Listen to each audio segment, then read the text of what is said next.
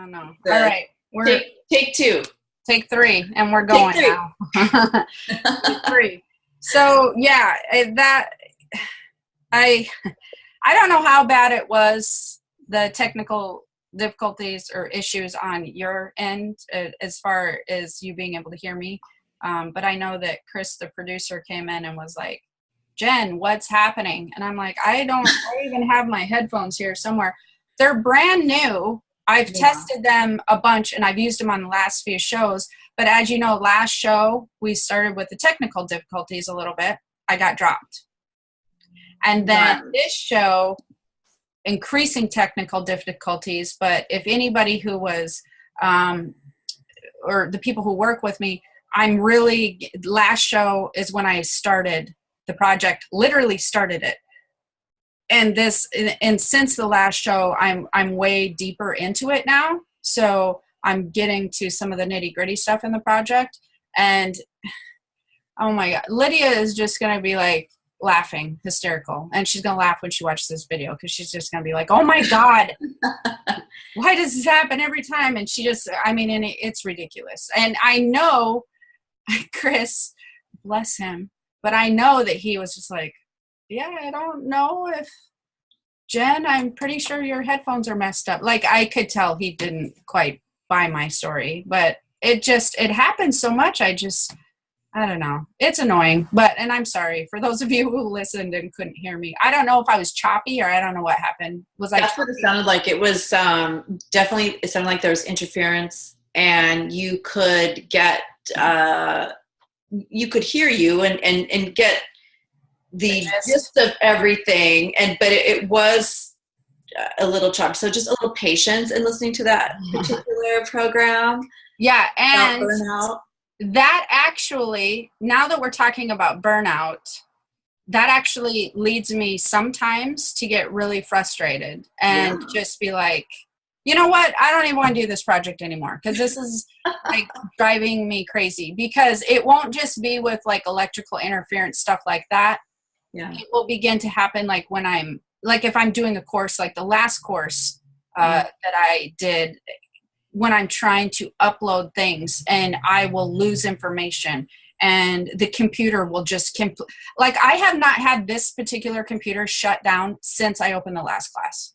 So cross our fingers, It doesn't shut down while we're doing this. But so if I use it to start uploading things to the next classes and whatnot, then it gets to the point where it's like, you know, if something takes you 2 hours to do, which should have took you 15 minutes, you're just like, I don't even care anymore. Like, seriously, I don't care. I don't want to do this. And that's when I'll just leave my computer, because that's the whole point.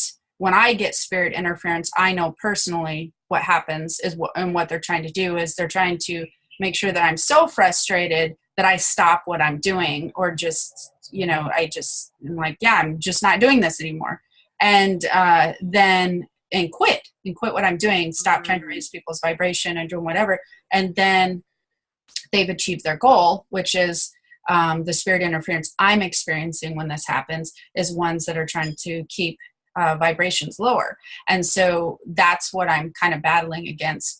Now I just walk away from it. I come back, and usually, because the spirit interference will intensify at the time, and I can even feel it all around me. And when I walk away and come back, it takes a while for that to gather again. And so I can tend to move forward with projects. And then sometimes they're just like, oh, forget it, she's still moving forward. So, and then they'll leave.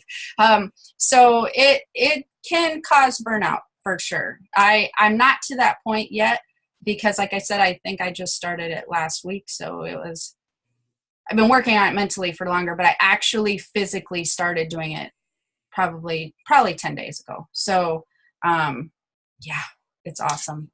And I know, so we are in a Mercury retrograde right now, and I know that you don't fully buy into the whole stop what you're doing, pause your major projects during this Mercury retrograde, but do you think that being in that energy has anything to do with what's happening right now? Like, is it in addition to what you normally experience? Well, so that's a good question because people will always say, yeah, we'll blame Mercury retrograde. Yeah. Except for my assistants go, it doesn't matter if it's Mercury retrograde because this happens to her every time this happens. So Okay. my doing classes is kind of like my own perfect Mercury retrograde.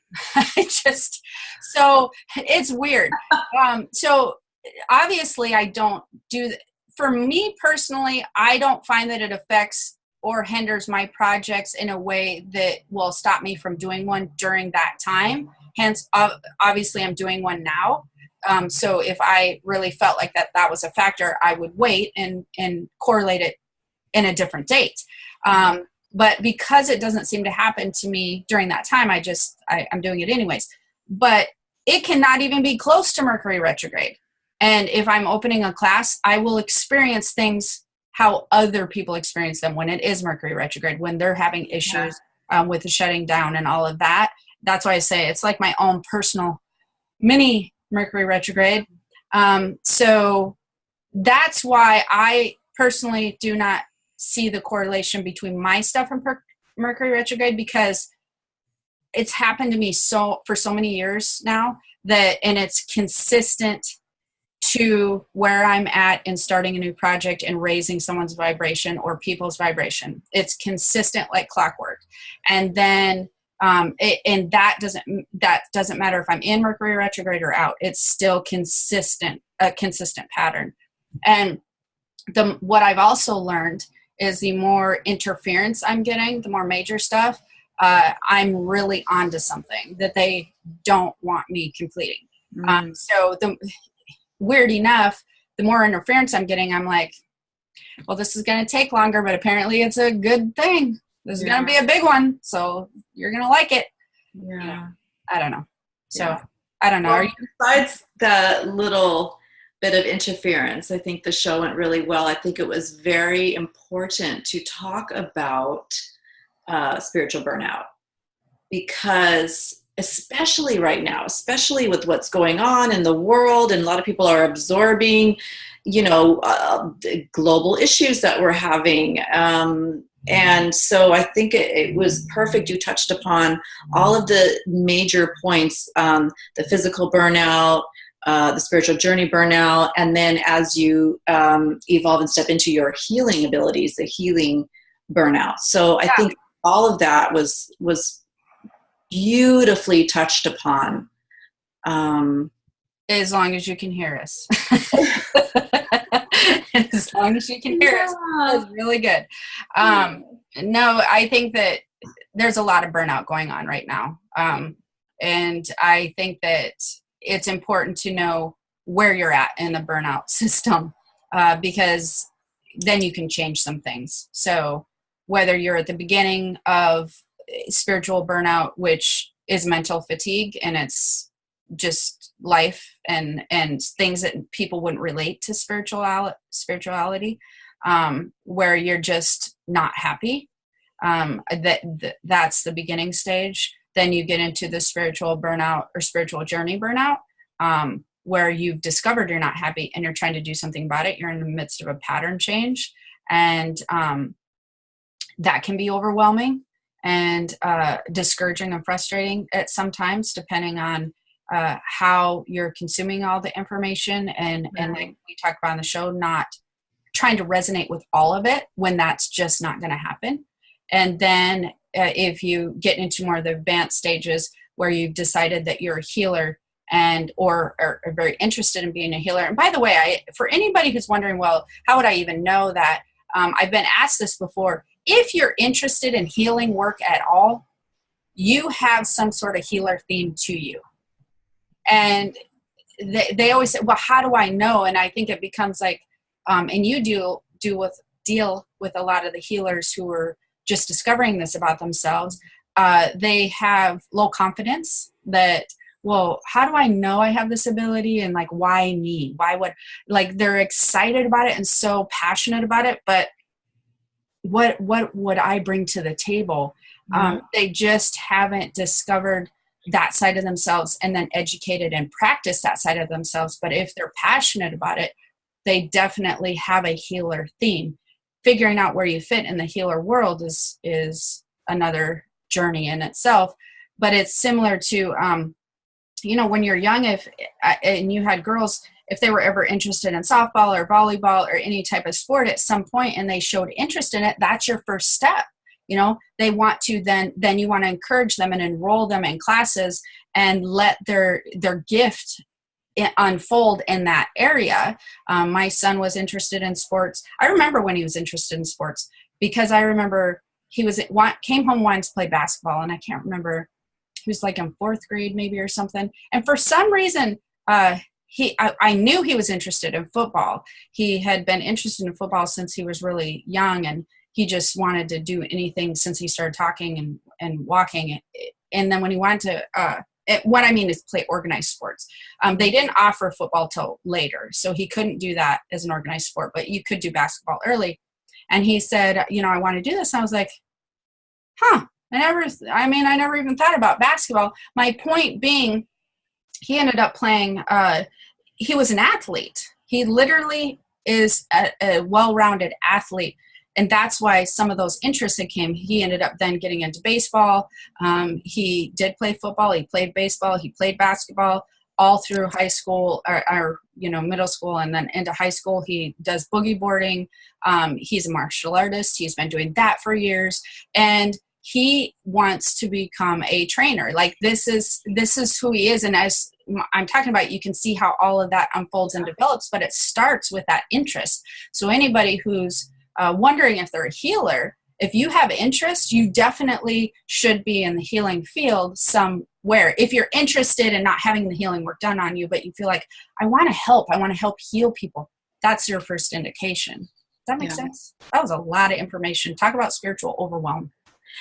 Well, it's funny because when people talk, I see the images, and sometimes I project the images before I talk, and I don't complete my own thoughts.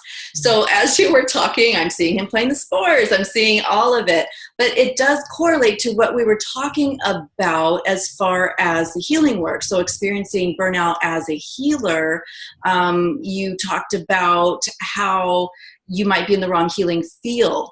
However, you try different things, and that takes you to your wherever you feel the most joy, wherever you resonate with. So same with the analogy with your son playing in different sports. You try all the sports, and then he's very well rounded. So of course, naturally, this all resonated with him. So now he's going to go be a trainer.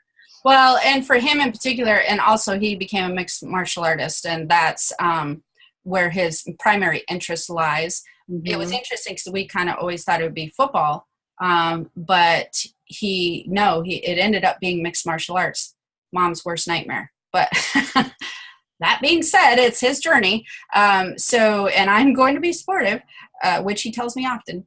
But anyways, my point being, all of that added to his coordination, and it all added to him learning mixed martial arts, like how he could relate different moves, how his muscle memory was. It all really fed into his gift, and his gifts and his interests being training in mixed martial arts. So it all led up to that, just like a healer, putting all the right. Spiritual tools, which is what you're talking about, under their belt, can help you to advance and hone in your ability of what it is that you truly love. But sometimes it takes a while. It takes years, many times, to get to that path. And I think burnout also comes for healers or on a spiritual journey when we're in an environment of instant gratification. So they want to instantly know what their healing ability is. And if they're not seeing results on it right away, maybe they're testing one ability, it's not resonating, so they get into something else. And that what other people see around them and what they see themselves is, well, you tried that and that didn't work out. So now you tried that and that didn't work out. So now you're going to try another thing, but that's what you're supposed to do. You try these things, and then you will most likely take knowledge and gifts from that first thing you tried and the second thing you tried and implement it into the third, and you will continue to build that toolbox until you get to the one that resonates with you the most. But that can cause burnout because it can make people feel like, well, I keep trying all these things and I don't know where I'm going. I don't think my son knew where he was going with any of his things until high school, the last few years of high school. And he went to an MMA fight when he was at a football training camp. And he was invited to this huge football training camp that you had to be invited to for the western half of the country.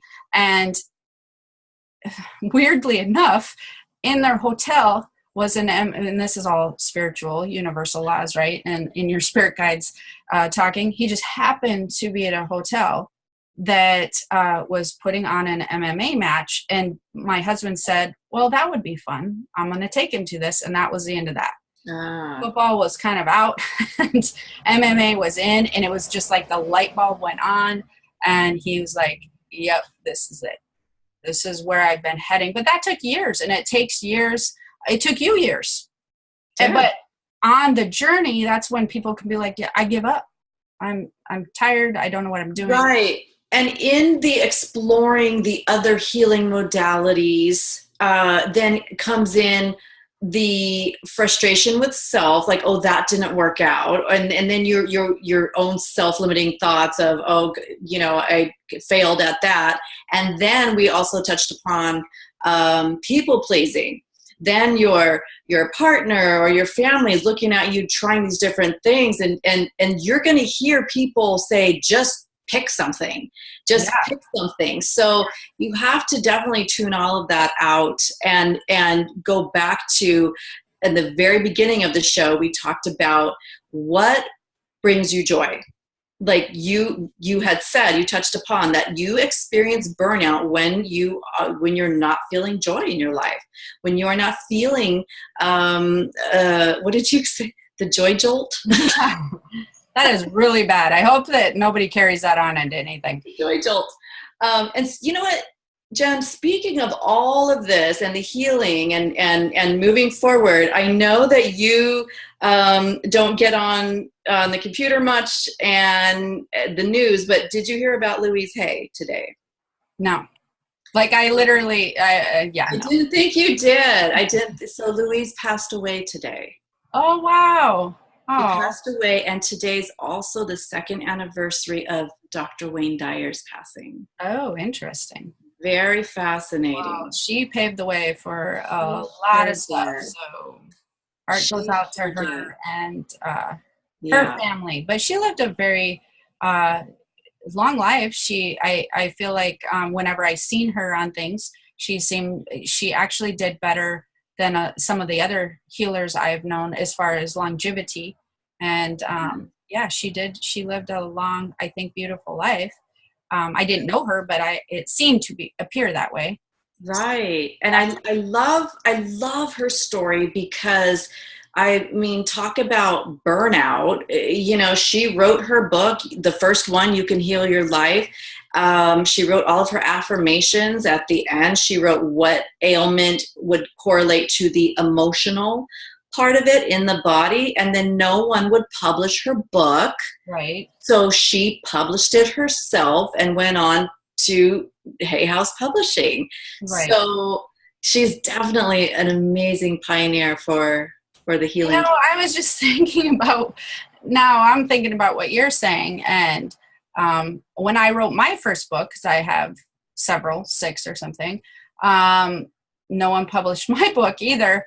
And I opened a publishing company because I was like, but that happened later. I actually published my own book, and then I published all of my own books, several of them, and people kept coming to me going, well, no one will help me with my book either. Will you help me? And I was just like, I don't have time. I'm really busy publishing my books. And finally one day I was like, okay, whatever, I'll help you.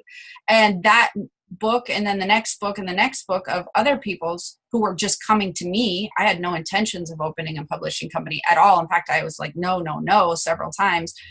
Then that developed into a publishing company. So that is one of the things that I do that started with my books. But then I wanted to get into more of the teaching stuff. So my journey was also interesting because I went from wanting to do a lot of readings, which I did in my very young years. I always wanted to write books. And I didn't realize it at the time. I just wanted to write books that were telling my journey, and things that I could maybe, because when I was discovering some things on my channeling abilities and some of the stuff where I was actually ended up being mentored on, it was hard to find good information when I was searching for some very specific information when you turn from just having it be a skill to professional. So that when you take it from being a skill to taking it to being a professional at what you're doing, there's a lot more training that needs to be had. And I was having a hard time finding the training. I eventually did, but I wanted to teach some other people who might have been in my situation. I wasn't thinking about it as teaching, though. I was just thinking about it kind of as just telling a story sort of what I had learned that I couldn't find elsewhere. And then the books happened for a while, for a few years, which turned into the publishing company. But then I really got more into classes and actually teaching very in depth of what was in the book. And that's then turned into really mentoring and mentoring healers. So I didn't see that coming at the time.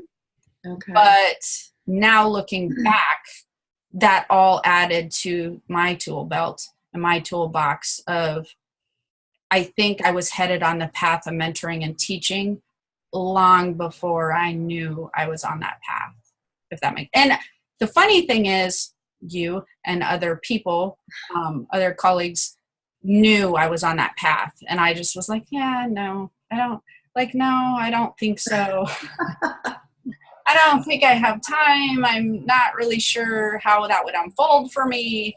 I don't think so. And yeah, I guess that happened. So it was interesting to think back on that. And so that's a very crucial point that you just hit right now. When we saw, oh, this is where you're going. And you were like, no. Same for me. You saw my mediumship skills. You saw that I was going to be really working with the animals. I was like, I don't know. But you had to go through all that path because it built your foundation to where you are, right? It helped build your foundation. Yes. And same with me. So that's what, again, we touched upon in the show is you really need to find community, support, mentors, teachers, somebody that will help you so that you don't just, okay, this is not working, I'm done, I'm frustrated. So that's really, really important because I know everything that you have done, you have such a strong foundation and you have such a huge community that you built online. Well, and for me, that was another thing. I forgot about the community. I did the same thing with the community. People would email me and ask me very strange questions that I was like, where did you hear this? Really? And I would answer them back, literally saying, where did you hear this? And most of the time it was online. And then I would answer the question for them and they would be like, okay, that makes sense to me. Because the reason they were usually emailing me is because it wasn't resonating with them. And they were trying to filter through the information and have it make sense to them. Right. So that's how that community started, is because a lot of people would email me and saying, I don't have anybody to talk to. I don't know, I'm not supported by friends or family, or maybe their belief system's closed, or maybe I live far away from places, or maybe I'm just embarrassed and I'd like to learn more. And I just don't want to come out of the closet and ask or tell about my experience and say, because that's another thing that happens in that spirit community in my group is, this really weird thing happened to me. Have any of you guys had this happen? And what do you think it means? And that happens often, almost every day.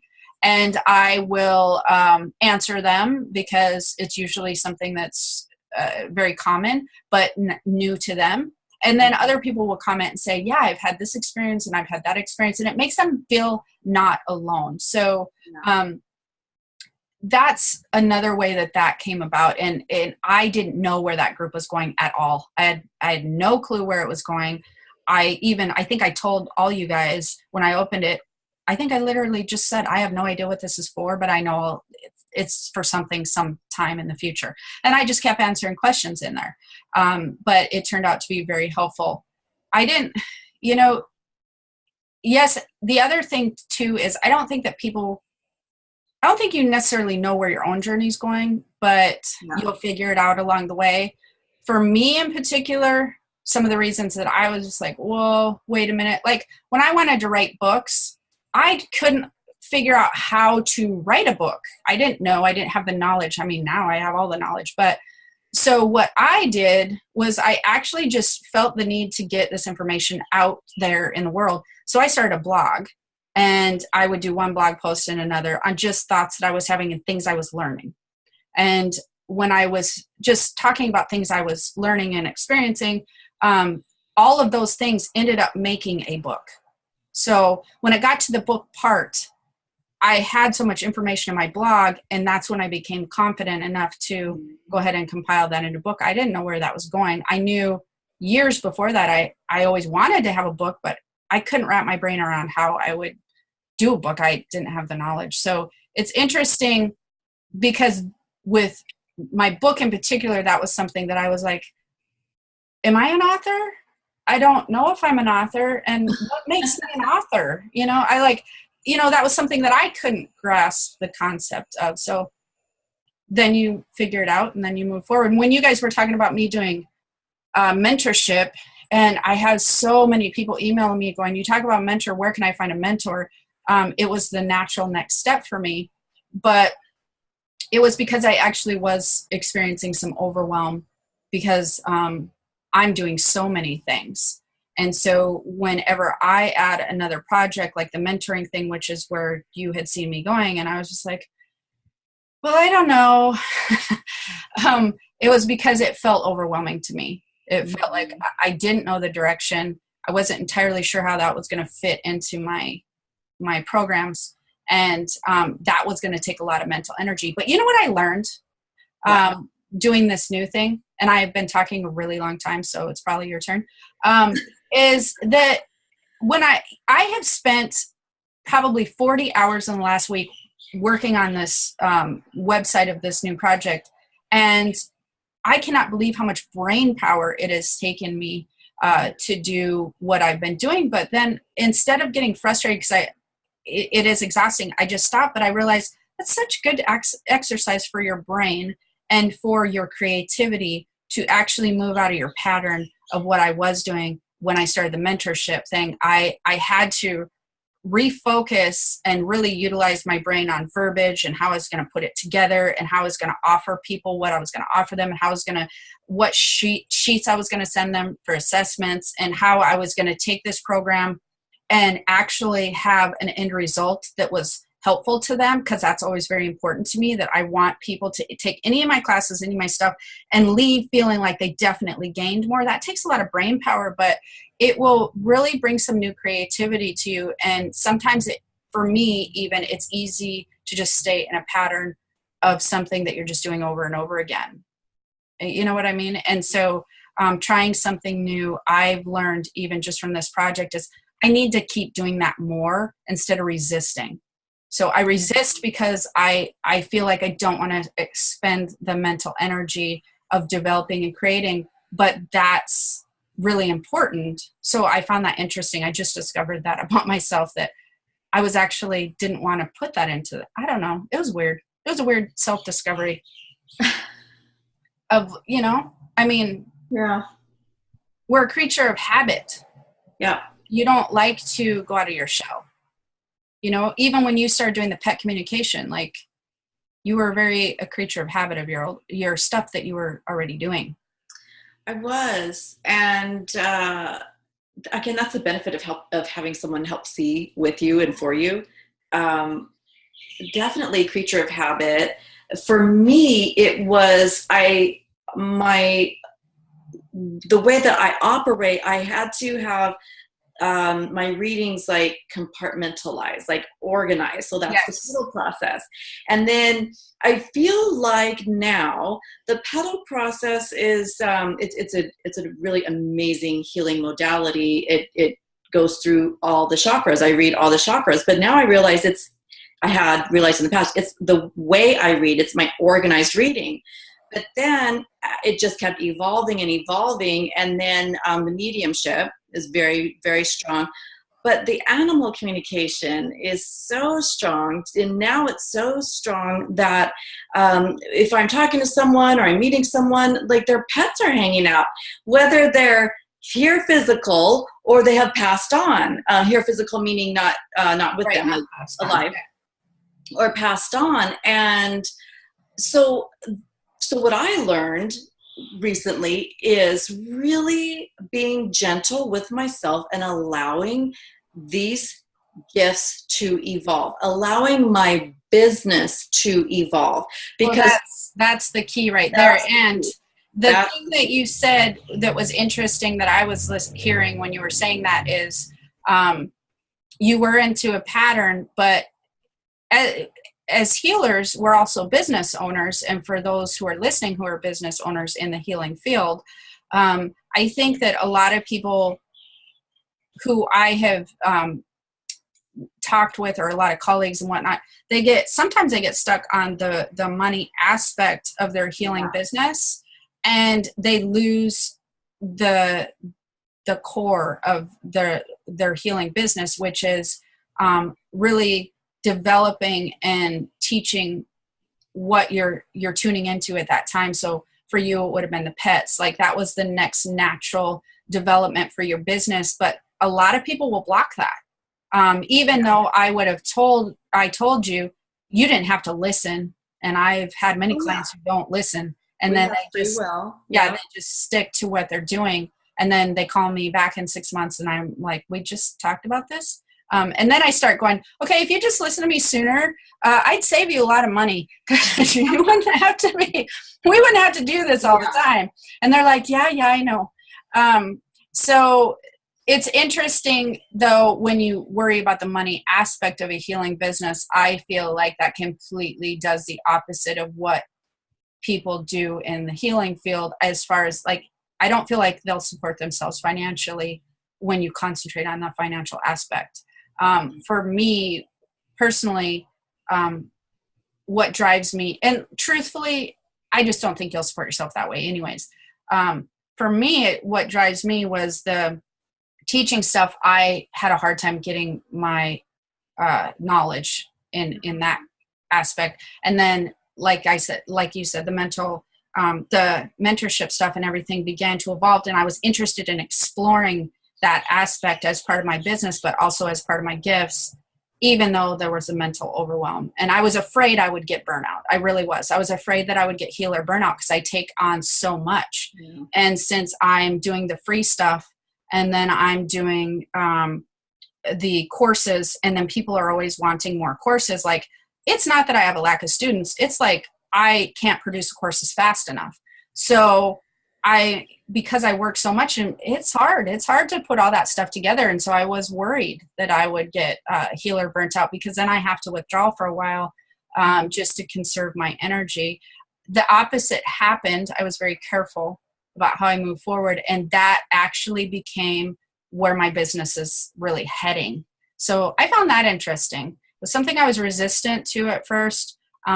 Afraid of the burnout, but that's actually the direction the company was going. So if you allow that to happen, your company will morph, or your healing business will morph into something that you might not have expected.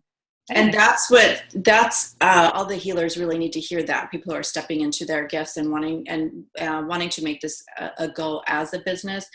Like, don't quit your day job, until you can sustain yourself in the healing business. But like you said, if you worry about getting money for your business, if you worry about that worry puts up a block. If you trust, I'm using my gifts, and attune to the knowing that your gifts, it's energy, you're using energy, and you're going to receive that energy. You're right. Every time you worry, you have fear, you absolutely place a block on the abundance coming to you. Well, and I think unknowingly your intention's wrong. Uh-huh. I think unknowingly you're not paying attention to it, but the intention behind it is wrong. And I think it's really important for the intention behind healing work to really be healing. Exactly. But because of fear, exactly. A lot of healers don't mean to do that, but they're afraid of, or even business owners. So they're afraid to take that next step, and the fear causes them to go at a different angle energetically, and that will never work, or it hardly ever works. So I find that interesting. But yeah, I think that this kind of turned into more of a healer's I think so. So I do want to ask you, so at the beginning of the show, we talked about the physical burnout, and you talked about going back to what brings you joy, like remembering when you were young what brings you joy. So I'm going to ask you, I'm curious, what brought Jennifer joy? When I was younger? Yep. Oh my gosh, you're going to laugh. I actually was always entrepreneuring as a my gosh, really? It's hilarious. The spiritual stuff was just already a part of my life. It wasn't something I needed to study. In fact, I didn't even know how different I was at that point in time. So that didn't come later to understanding the difference and then bridging the gap. That came more in my teenagers. When I was younger, I used to go to like the candy stores, and I would buy some candy, and we didn't have very much money, but I would buy, $1 worth, $2 worth of candy, whatever I could afford. And then I would bring it back, and I would put a stand outside my house, and I would sell it for, like, if I bought it for 1 cent, I would sell it for 2 cents, or 5 cents, I would sell it for 7 or 10 cents. And this brought you joy? Oh my God. I was like 7 and 8. It was ridiculous. My gosh. I was so young. And I was like, well, because all these kids probably don't have a way to go to the store. And so that's fascinating. Yeah, it was hilarious. And then I would get a little bit older, and thinking back on this cracks me up. I would go around my house and find items that we weren't using, and I would set up a rummage sale outside. I mean, I was always trying to set up some organized thing. But the little store I would do was my favorite thing to do, like every summer. And so I would do it often. And then I look back on that, I was like, yeah, I was definitely always meant to be an entrepreneur and creating things and delivering products to people. And then as I got older in my teenage years, was when I really wanted people to understand that they had more abilities and gifts than they were recognizing. And that because they were ignoring them, they were getting into situations that they weren't very happy in, and life choices. And so that's in my teenage years is when I become very adamant sort of about, that's what started my reading area and all of that. And then eventually started my teaching, because it wasn't that people didn't have the gifts. And that's when I was trying to figure out, how was I different? That was really when I was going through a self-discovery of, well, what makes this person different than me? I know I have all these abilities. What do they not have? And then they would explain to me, well, they would explain to me like they were a blank slate, kind of like they had no access to anything except for what they would, what their brain would tell them. But intuitively and psychically, I could see that wasn't true. So what they were telling me, I knew they believed, but psychically I could see that wasn't accurate. And I was trying to figure out how to bridge that gap. And eventually I did. That's fascinating. How about you? As a child, I always loved to be outside. I was so happy taking my my little kitchen things outside, making mud pies, getting different leaves and flowers and seeds and laying them all out. And I mean, I could be there for hours. And then the other thing was my older brother, he had his Hot Wheels. And if I was privileged to play with my brother's Hot Wheels with him, which was on a rare occasion, we had like this big dirt patch behind our garage, and he would lay out the Hot Wheels, and we would each choose which cars we wanted. And then we would make like this whole city just with roads and pathways, and it was amazing. We would just be there for hours and have this whole city with just different roads, and it was. So are you going to create a city then Is that where you're headed? Yeah. We're gonna create a healing city. Well, and pathways. what you said about being outside and mud pies and stuff, we did do that. But the funny thing is, I would try to sell them. Oh like, my I don't know gosh. what was wrong with me? Like we had this pile of also sand rocks at a construction site that was like a couple houses down, and we discovered that we could break the sand rocks and it would make sand. And so we could play. It was in the Midwest, and there was no sand really around, so we thought the sand was super cool. So I would put those in containers and try to sell those too. Try to sell everything. But it was funny. Yeah. And then I have to tell a story before we go. Which is my son's girlfriend, who is the most amazing photographer. Like, her talent, she's off the charts talented. It's ridiculous. And she came home the other day and was like, Jen, look what I found. And she opened up this bag, and she had like, I don't know, it was like 5-8 cameras in her bag, or maybe 10. From ones that she had, like one was a Barbie camera. Oh, how fun. Like, that's how far back and I'm like, why did you have so many cameras? Because as a little kid, she literally had a bag full of cameras, and she kept wanting cameras. She's like, I don't know. I totally forgot I even wanted cameras all the time. And now I remember I was always wanting cameras, and I was always taking pictures. It was hilarious to see these Barbie cameras and different things from when she was little. She was kind of obsessed with it. And now she does photography, and it's so cool. But That's so fun. I think that this show recorded get better. And we'll be lucky if next show does, but I think that this was helpful for Burnout. We got to talk about what we were doing on Burnout, but we might have to post this as a healers show as well. So I will talk with you soon. Okay. And for everybody else out there, have the most amazing day and shift your patterns if you are experiencing burnout. Yes. All right. Aloha. Thank you. Thank you, everyone. Bye.